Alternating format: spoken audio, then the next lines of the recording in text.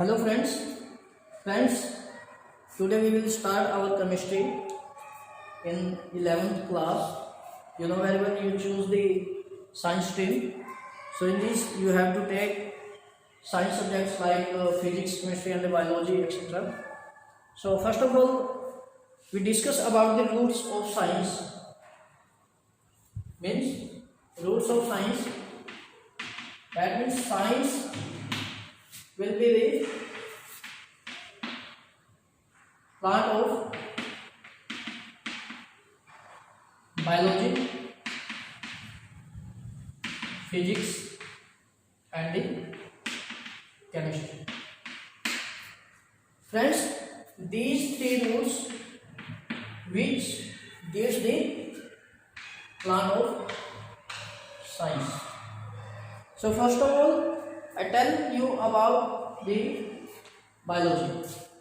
So friends, biology is the part of science in which you have to study about the living world, means living things, okay, living processes. That science branch is called as biology, and this branch is further divisible into two parts, that is the zoology and the botany. In this we take animal biology or the animal study, and in this part we take the plant study. Okay friends, then we take physics. Physics is the branch of science or the science root in which you have to take the outer study of the material. Means किसी भी body को आप बाहर से देखते, उसके बारे में कोई भी स्टडी करते हैं या बाहर से कोई भी विदाउट एनी ब्रेकेबल चेंज, जब आप उसको बाहर से स्टडी करते हो, उस साइंस की ब्रांच को आप क्या बोलते हो? फिजिक्स बोलते हो. फॉर एग्जाम्पल, आपके पास कोई बॉडी है, उसका मास कितना है, उसका साइज कितना है, ओके, उसका टेम्परेचर कितना, उसका स्टेट क्या है, सॉलिड है, लिक्विड है, गैस है. तो इस तरह की जो स्टडी होती है, जो आप बाहर से ही कर सकते हो, जो ऑब्जर्वेशन बाहर से कर सकते हो, जो स्टडी बाहर से करते हो, that study is called as the physics. और इसी तरह से अगर मैं बात करूँ केमिस्ट्री की, केमिस्ट्री साइंस की वो ब्रांच है जो कि इंटरनल स्टडी के बारे में बताती है. Means this is the outer study, but chemistry is the internal study of the material. Okay friends, means जब हम किसी बॉडी के बारे में बात करते हैं कि इसके अंदर की बॉन्डिंग क्या है, उसके अंदर की स्ट्रेंथ क्या है, ओके, वो कौन कौन से एलिमेंट से मिलके बना है, उसकी क्या कंपोजिशन है, इंटरनल कंपोजिशन क्या है, okay. So all these internal study that are included in the chemistry, or you say simply that branch of science is called as the chemistry. Okay friends, इसी के ऊपर अगर मैं छोटा सा एग्जांपल लेता हूँ, आपके पास एक पीस वुड का है और एक पीस आयरन का है. Okay friends, both are solid in nature, both are solid in nature, but maximum of their behaviors, that will be the chemical or the physical behaviors, totally different. Why? Because friends, these showing the different bondings, different strengths or different composition of their elements. Means अगर हम बात कर रहे हैं इनकी internal study की, तो वो बिल्कुल डिफरेंट है. दोनों सॉलिड हैं, बट अगर हम इनकी इंटरनल स्टडी करके देखें तो इनके जो एलिमेंट्स है वो अलग अलग हैं, उनके जो एलिमेंट्स की स्ट्रेंथ है, बॉन्डिंग है, वो भी अलग अलग है. मीन्स ये सब जो इंटरनल स्टडी है वो सब क्या है? केमिस्ट्री है. Okay friends, that is the chemistry. So let's friends, we start our chemistry from the 11th first chapter, that is the some basic concept of chemistry.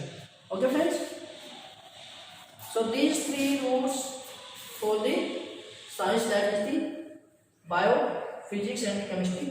So friends, we start our chemistry with the first chapter, that is the some basic concept of chemistry. And as name says that basic concept. Basic means concepts which are most important for the study of chemistry that are included in this chapter. So friends, first of all, basic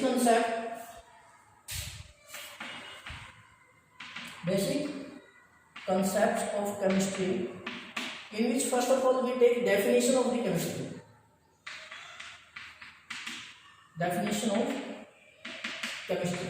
So what is chemistry?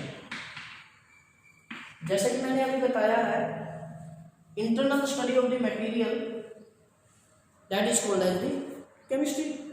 अब आपको पता है कि जब हम किसी भी material की बात करते हैं, चाहे वो सॉलिड है, चाहे वो लिक्विड है, चाहे वो गैस है, वो अलग अलग कंडीशंस में, अलग अलग टेम्परेचर प्रेशर की कंडीशंस में अलग अलग वेरिएशन शो करेगा। ओके फ्रेंड्स, सो कुछ रूल रेगुलेशन, कुछ लॉज भी, कुछ थ्योरीज भी हम यहाँ पे स्टडी करते हैं। ओके, क्योंकि जब भी हम किसी भी एलिमेंट या किसी भी बॉडी को स्टडी करते हैं तब हमें कुछ ना कुछ कैलकुलेशन करनी होती है। सो फ्रेंड्स, ये सब बाद की बातें हैं। तो सबसे पहले हम अपना जो सब्जेक्ट है, जो फर्स्ट चैप्टर है, वो स्टार्ट करेंगे डेफिनेशन ऑफ केमिस्ट्री से। सो एक सिंपल लेमन लैंग्वेज में अगर हम डेफिनेशन की बात करें केमिस्ट्री की, सो क्या हो सकती है? Science which deals with the study of composition. क्या है? साइंस, ब्रांच ऑफ साइंस, ठीक है, science which deals with the,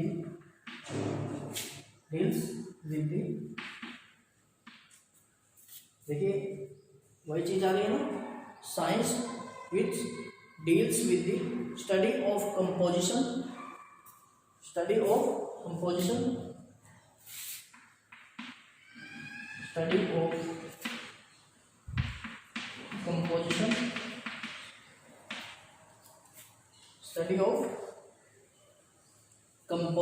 साथ के साथ नोट करते रहे। Structure, composition, structure and properties of matter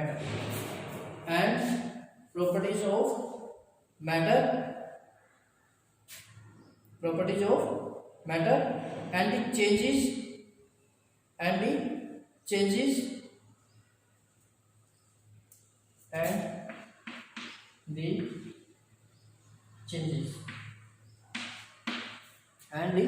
changes under various conditions with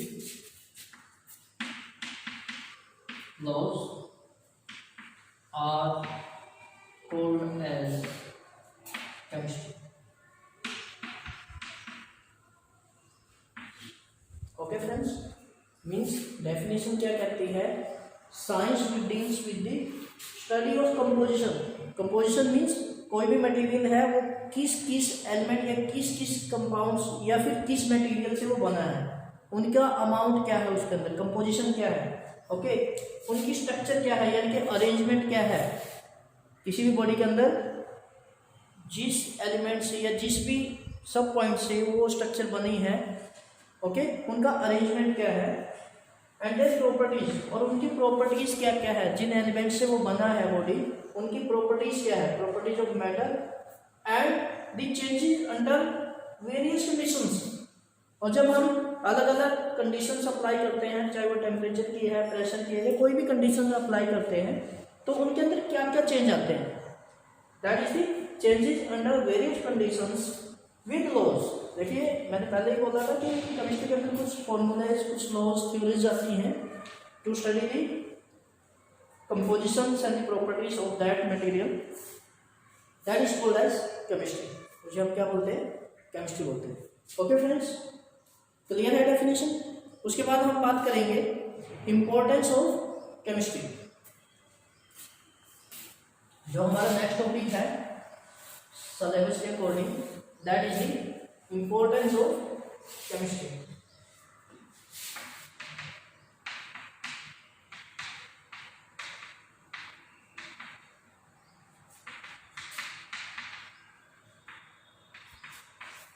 अगर हम इम्पोर्टेंस की बात करते हैं तो फ्रेंड्स ज़रूरी नहीं है कि जो इम्पोर्टेंस हमारे पास बुक्स में अवेलेबल है या फिर हम लोग करवा रहे हैं वही आपने तैयार करनी है एग्जाम ऑफ व्यू से। आप कोई भी एग्जाम्पल, कोई भी इम्पोर्टेंस अपनी डेली लाइफ से या जनरल लाइफ से आप यहाँ पे पुटअप कर सकते हो। ओके फ्रेंड्स, सो अगर हम बात करें importance of chemistry in our daily life, so friends देखिए हमारे पास जो 3 सबसे बड़ी ज़रूरतें हैं हमारी लाइफ की, वो केमिस्ट्री से ही सॉल्व होती है। और वो 3 सबसे बड़ी ज़रूरतें कौन कौन सी है? दैट इज दी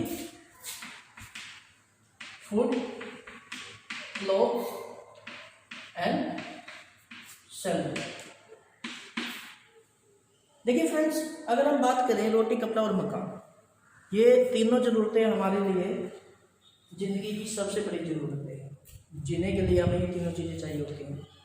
और सिंपल लैंग्वेज में अगर हम बात करें तो तीनों चीज़ें ही हमें केमिस्ट्री से इजीली अवेलेबल हो जाती है। ओके, तो सबसे पहले अगर मैं बात करता हूँ फूड की, ओके, जो हमारा फर्स्ट पॉइंट है वो फूड लेते हैं हम। तो देखिए फूड चाहे वो वेज है या नॉन वेज है, सारा का सारा केमिस्ट्री के ऊपर डिपेंड करता है। क्यों? अगर मैं बात करूँ वेज की, जैसे क्रॉप्स हैं हमारी या प्लांट्स हैं, वो चाहे फ्रूट्स के हैं या फिर वेजिटेबल के हैं, सारे के सारे अगर हम बात करें, ये सब किन के ऊपर डिपेंड करते हैं? फर्टिलाइजर्स के ऊपर, इंसेक्टिसाइड्स के ऊपर, ओके, फंगिसाइड्स एक्सेट्रा। सो हमारे पास ये सारे केमिकल्स होते हैं जो हमारी प्लांट्स को या क्रॉप की प्रोडक्शन को बढ़ाते हैं या हमारी हेल्प करते हैं इनकी प्रोडक्शन में। ओके फ्रेंड्स, सो ये सारे के सारे केमिकल हैं जो कि totally based upon the chemistry. Okay friends, ये तो थी प्रोडक्शन की बात। लेकिन अगर हम मैनेजमेंट में या हम बात करें कि हम इसको मैनेज कैसे करते हैं या हम कौन सी चीज़ खानी है, कौन सी चीज़ नहीं खानी, ये सारी की सारी केमिस्ट्री के ऊपर डिपेंड करती है। हमें पता है कि कुछ मटेरियल पॉइजन्स होते हैं जो हमारे लिए हार्मफुल हैं, नुकसानदायक हैं।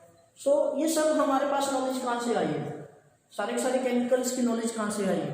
That is the chemistry. अगर हम बात करते हैं कि हमें कोई डिजीज़ है या कोई बॉडी के अंदर कोई प्रॉब्लम है, सो हम क्या देते हैं कि this is the vitamin that will intake and you cures the disease, आप बीमारी से ठीक हो सकते हो। तो ये सारी की सारी नॉलेज हमें कौन देता है? That is the chemistry. So friends, हम कह सकते हैं कि जो हमारी फूड की सबसे बड़ी प्रॉब्लम है that will solve by chemistry. Okay friends, उसके बाद अगर हम बात करते हैं हमारे टॉनिक्स की, मेडिसिन्स की या हेल्थ की बात करें, सेकेंड पॉइंट हम हेल्थ में लेते हैं। सो फ्रेंड्स, जो हमारे टॉनिक हैं, ड्रग्स हैं, मेडिसिन्स हैं, all these materials that will be prepared in the lab and all these chemicals means totally depend upon chemistry. Okay friends, so our tonics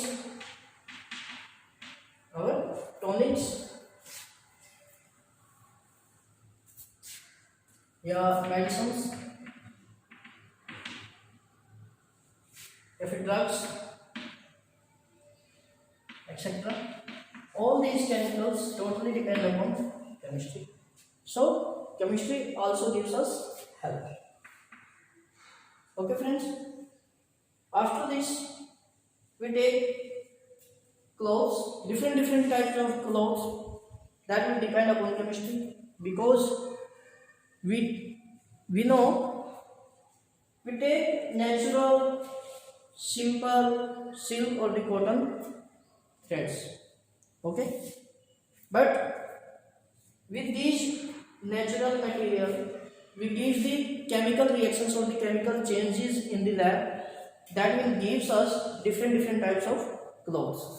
Okay friends, means हमारे पास जो natural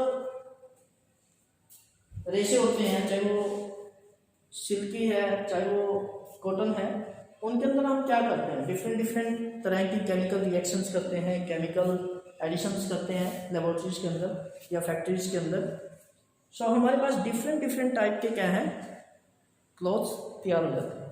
okay friends, different हमारी जो needs होती हैं, चाहे वो shoes की हैं, कोट्स की हैं, okay, any types of clothes और the wears that will totally depend upon the chemistry. Okay friends, after this we take vitamins. Okay, vitamins also taking this. Okay, vitamins also taking health point from the chemistry. Okay friends, after this we take our bore, means third point we take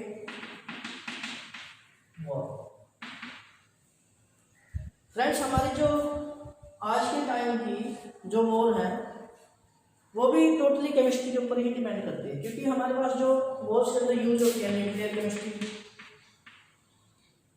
ठीक है ना, nuclear energy की आप बात करते हैं, that will totally depend upon nuclear chemistry. Okay, nuclear chemistry.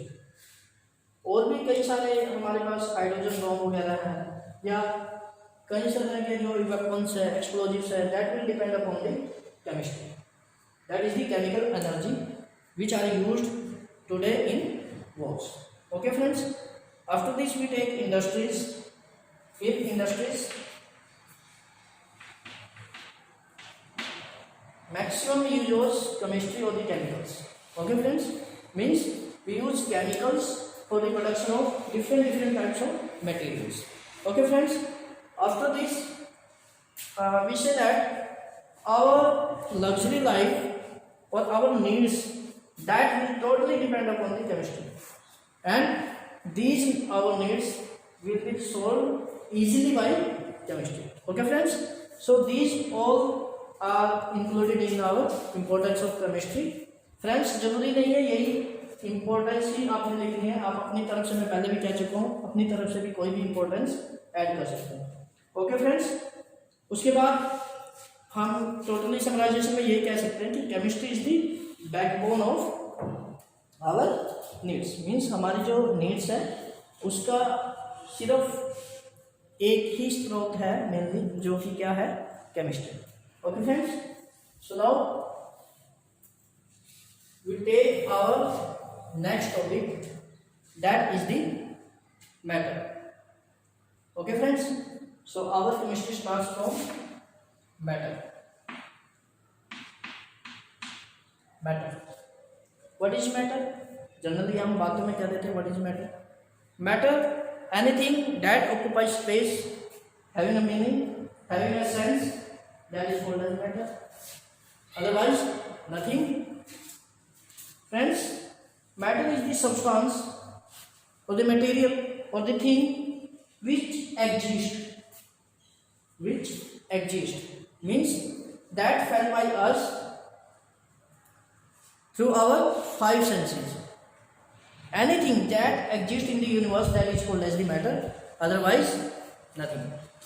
So what is the definition of matter? Anything that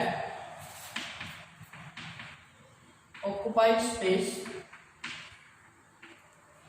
anything that occupies space, possesses mass, occupies space, possesses mass, यानी कि जो इस universe के अंदर स्पेस घेरता है और जिसका कुछ ना कुछ मास होता है.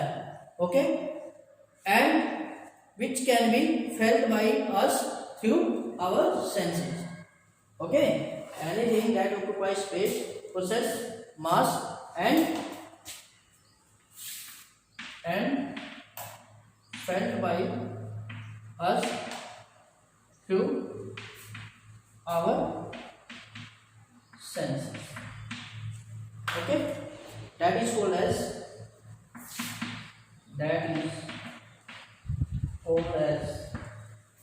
matter.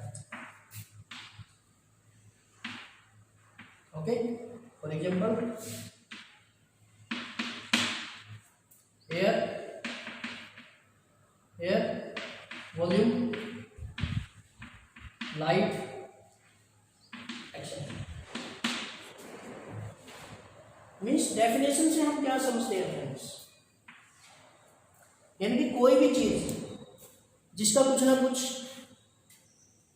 मास होता है, जो कोई ना कोई स्पेस घेरती है इस यूनिवर्स के अंदर, और मेनली जिसको हम अपनी 5 सेंसेस में से किसी भी सेंस के थ्रू महसूस करते हैं, दैट बॉडी या that thing is called as matter. उसे हम क्या बोलते हैं, मैटर। फॉर एग्जाम्पल लाइट है, लाइट को हम देख सकते हैं, ओके, सुन नहीं सकते, पकड़ नहीं सकते, ओके, बट उसको देख सकते हैं, महसूस कर सकते हैं, that is the matter. Air है, उसको महसूस कर सकते हैं, देख नहीं सकते, दैट इज मैटर। आवाज़ है, कोई भी नॉइस वॉल्यूम है, उसको हम क्या कर सकते हैं, सुन सकते हैं, okay, that is also matter. कोई भी स्मेल है, उसको हम स्मेल कर सकते हैं, okay, through our nasal chamber, but can not be touch. हम उसको पकड़ नहीं सकते, सुन नहीं सकते, बट कोई भी स्मेल है उसको हम अपने नेजल चैम्बर से महसूस कर सकते हैं, that is also matter. Okay friends, means ये सब हमारे पास मैटर होता है। अदरवाइज जो हमने ना देखा, ना हमने कभी महसूस किया, ओके, ना हमने कभी स्मेल किया, okay, that is doesn't exist, उसको हम मानते ही नहीं है, यानी कि वो कोई मैटर नहीं है। फॉर एग्जाम्पल अगर हम भूत की बात करें तो साइंस भूत को नहीं मानती। क्यों नहीं मानती? क्योंकि हमने कभी वो महसूस नहीं किया, कभी देखा नहीं, कभी स्मेल नहीं किया, so that doesn't exist. So we say simply anything that exist is called as the matter. Okay friends, so हमारे पास अगर हम मैटर की क्लासिफिकेशन की बात करें, डिफरेंट टाइप की बात करते हैं, तो मैटर को हम 2 तरह से क्लासिफाई करते हैं। एक तो है फिजिकली और एक है केमिकली। ओके फ्रेंड्स, फिजिकली और केमिकली। सबसे पहले मैं फिजिकली की बात करूं तो फिजिकली हमारे पास जो मैटर है वो 3 तरह का होता है, solid, liquid and gas. Simply आप लोअर क्लासेस में पढ़ चुके हो कि सॉलिड, लिक्विड, गैस क्या होते हैं, लेकिन फिर भी मैं आपको एक सिंपल लेमन लैंग्वेज में इनकी डेफिनेशन बना के दिखा देता हूँ। देखिए, ये सब के सब, वो चाहे सॉलिड है, चाहे लिक्विड है, चाहे वो गैस है, ये डिफ्रेंशिएट होते हैं वॉल्यूम और शेप के बीच। मीन्स अगर मैं टेबल तैयार करूँ यहाँ पे, definite volume and definite shape. देखिए, अगर मैं सॉलिड की बात करूँ तो हमारा जो सॉलिड है, कोई भी सॉलिड बॉडी है, उसको हम अगर ऑब्जर्व करते हैं एट ऑब्जर्व पॉइंट और द सिचुएशन, यानी कि जिस टाइम पे हम उसको ऑब्जर्व कर रहे हैं उस टाइम पे अगर उस सॉलिड को देखते हैं तो उसका जो वॉल्यूम है वो फिक्स है, उसकी जो शेप है वो फिक्स है।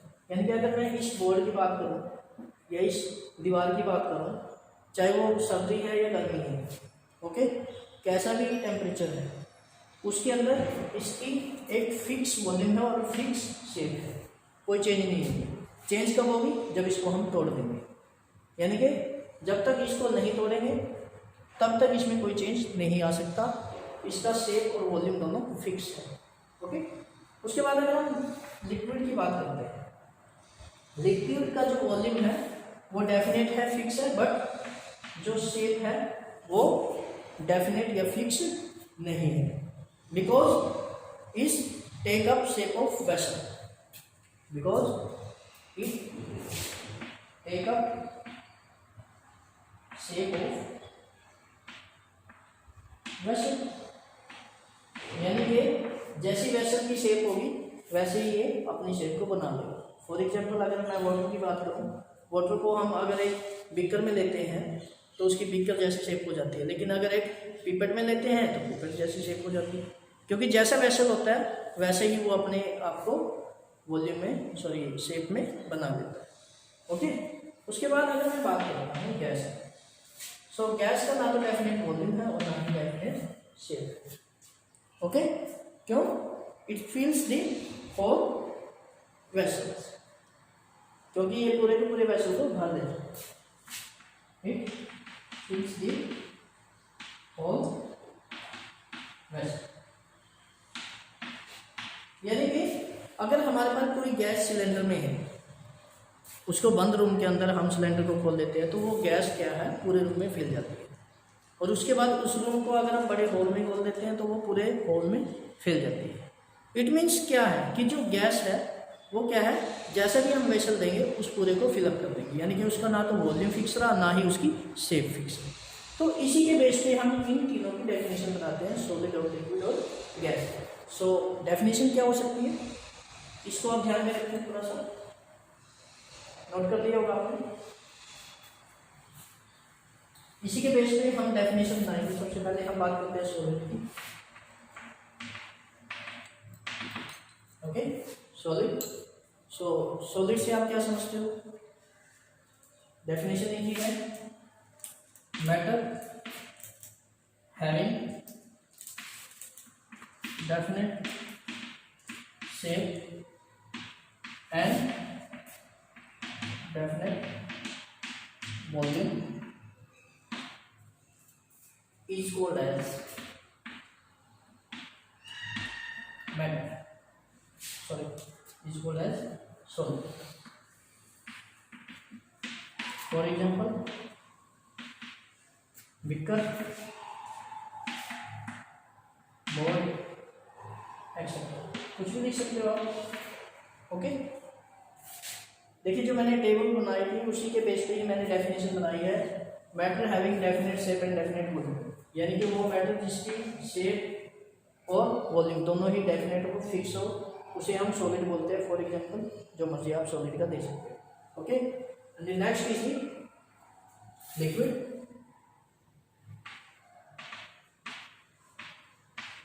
Matter having definite volume but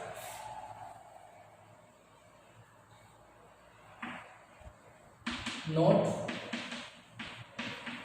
definite shape, but not definite shape is called as liquid.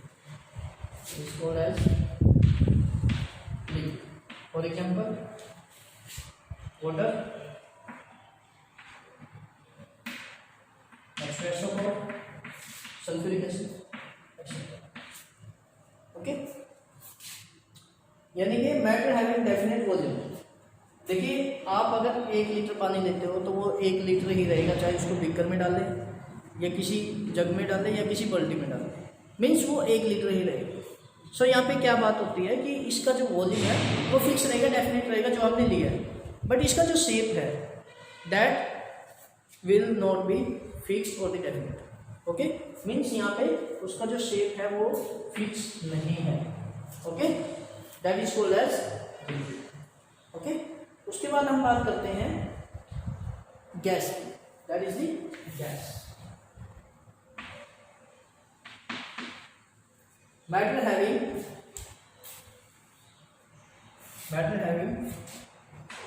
Not shape, also not definite volume is called as gas. Is called as gas. Means कोई भी matter है ना तो उसकी shape definite है, fix है, ना ही उसकी वॉल्यूम डेफिनेट है, फिक्स है। Okay, that is called as gas. For example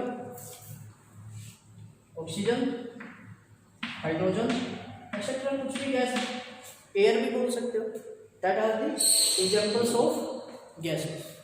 okay friends, उसके बाद अगर मैं बात करूं इनकी interconnectivity, that is the interconnectivity. Okay, so ये जो तीनों की तीनों स्टेट हैं वो आपस में कनेक्टिव होती है। Okay, that are interconvertible to each other, interconvertible to each other means solid, liquid and the gas, solid, liquid and the gas। अगर मैं बात करूँ सॉलिड की तो मैं इजीली इसको लिक्विड में चेंज कर सकता हूँ और लिक्विड को इजीली गैस के अंदर कन्वर्ट कर सकता हूँ। उसी तरह से अपोजिट भी हम कर सकते हैं। जैसे हमारे पास आइस है, that is the solid in nature. अगर मैं इसको टेम्परेचर हाई कर देता हूँ, टेम्परेचर देता हूँ, हीट देता हूँ, it will converted into water liquid. Okay, then again I will increase the temperature. मैं और ज़्यादा हीट देता हूँ, टेम्परेचर देता हूँ, it will change into gas, यानी कि water vapours, water vapours.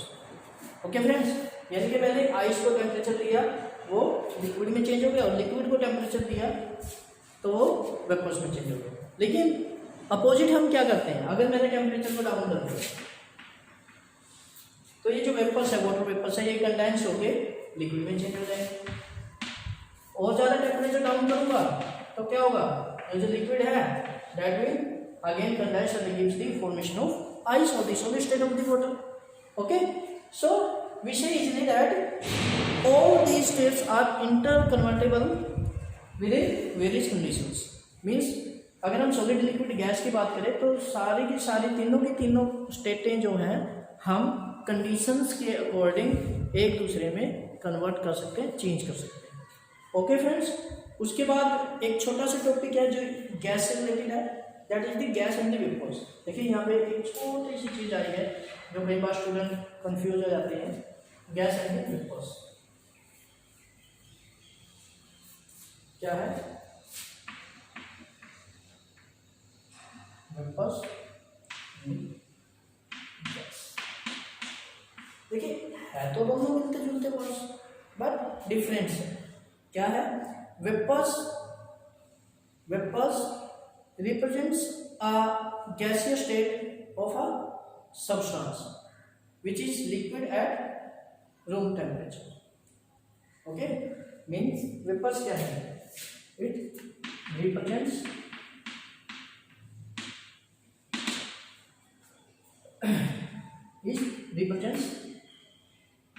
gaseous state of a substance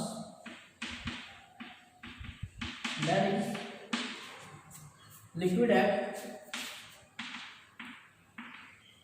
room temperature.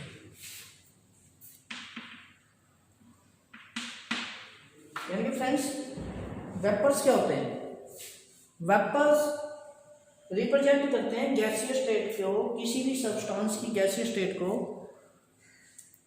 At a temperature, okay, but at other temperature or the low temperature that substance will be the liquid and that other temperature is the room temperature. means अगर मैं simple बात करूँ कि जो आपके पास gaseous state होती है vapours के केस में, वो क्या होती है, किसी भी सब्सटेंस की गैसियस स्टेट होती है हाई टेम्परेचर पे जिसको हम वेपर्स बोलते हैं, लेकिन वही सब्सटेंस रूम टेम्परेचर पे लिक्विड होता है।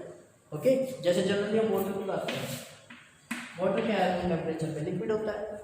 ओके, लेकिन अगर इसी को मैं टेम्परेचर बढ़ा दूँ और इसके क्या बना दूँ, गैस बना दूँ, यानी कि liquid change into gas, temperature बढ़ाया ना मैंने। ओके, यानी कि पहले क्या था, रूम टेम्परेचर के ऊपर लिक्विड था, लेकिन मैंने टेम्परेचर बढ़ा दिया, ये गैस बन गया। तब इस गैस को हम क्या बोलते हैं, वेपर बोलते हैं, क्योंकि रूम टेम्परेचर पर तो ये क्या है, लिक्विड है, लेकिन एक हाई टेम्परेचर पे ये क्या है, गैस है, तब इस गैस को हम वेपर बोलते हैं। लेकिन सिंपली गैस क्या है, जो नॉर्मल टेम्परेचर की बात करें हम, रूम टेम्परेचर के ऊपर भी वो गैसीय स्टेट में पाई जाती है। फॉर एग्जांपल हाइड्रोजन, ऑक्सीजन और दी एयर, ये क्या है, रूम टेम्परेचर के ऊपर भी गैसियस फॉर्म में होती है, इसी करके हम इनको क्या बोलते हैं, गैसेस बोलते हैं। बट वो सब्सटेंस के केमिकल्स या बॉडी जो रूम टेम्परेचर पे तो लिक्विड होती हैं, but at higher temperature it's showing the gaseous state, that is called as the vapours. Okay friends, so these are the gases and the vapours. Okay friends, उसके बाद हम बात करते हैं केमिकल क्लासिफिकेशन। देखिए अब तक हमने ये क्या पढ़ा है, ये क्या पढ़ा है, that is the physical classification of the matter, that is the solid, liquid and the gas. उसके बाद हम डिस्कस करेंगे chemical classification of the matter. So friends, ये सब हम नेक्स्ट लेक्चर में डिस्कस करेंगे। अभी तक फ्रेंड्स जो आपको प्रॉब्लम आई हो या कुछ समझ में ना आया हो, ओके, किसी टॉपिक में डाउट हो तो आप कमेंट में डाल दीजिए, मैं ये लेक्चर को यूट्यूब पे डाल रहा हूँ। ओके, अगर आपको इसमें कोई प्रॉब्लम आती है, कोई भी टॉपिक समझ में ना आया हो या कोई प्रॉब्लम हो तो आप कमेंट में डाल सकते हो, ताकि हम जो नेक्स्ट लेक्चर है उसके अंदर हम इसको डिस्कस कर सकें। Okay friends, thank you.